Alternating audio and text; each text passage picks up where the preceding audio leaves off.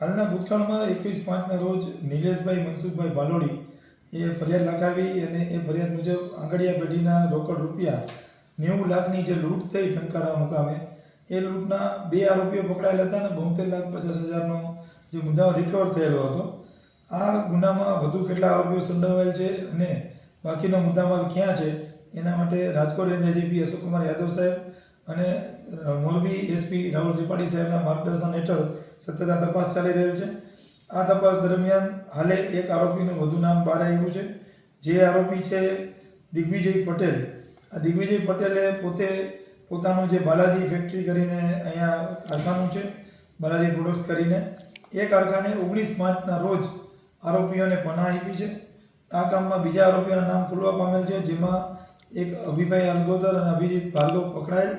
એની સાથે સહ આરોપીઓમાં હિતેશ ચાવડા અને અલ્પેશ 2 આરોપીના નામ વધુ ખુલવા પામ્યા છે, જેમાં આ બંને આરોપીઓએ બાલાજી પ્રોડક્ટમાં બધી ચર્ચા વિચારણા કરી અને આખી લૂંટ કેમ કરવી એનો પ્લાન બનાવ્યો અને આ એક્સમ કરીને એ લોકોએ પ્લાન પાર પાડવા માટે અવારનવાર રેકી પણ કરી, જેમાં ફરિયાદી છે રાજકોટથી મોરબી સુધી આવતા એનો પીછો કરેલ પણ સામે આવેલ છે.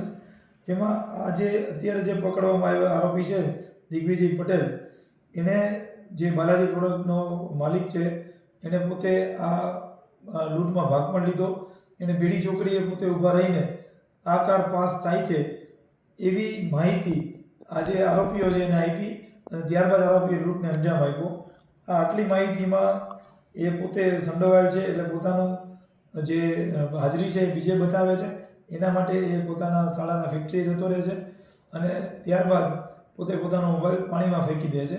આમ એણે પુરાવાનો નાશ પણ કર્યો છે. આ કામે આરોપીઓએ આના કારખાને ગુનાહિત કાવતરું ઘડ્યું છે અને મોબાઈલ ફેંકીને પુરાવાનો નાશ પણ કર્યો છે. તો આ અંગેની કલમોનો ઉમેરો કરવાની પણ કાર્યવાહી ચાલુ છે અને આજરોજ આ આરોપી દિગ્વિજય પટેલને અટક કરવામાં આવેલ છે અને આગળની કાર્યવાહી કરવાની ચાલુ છે.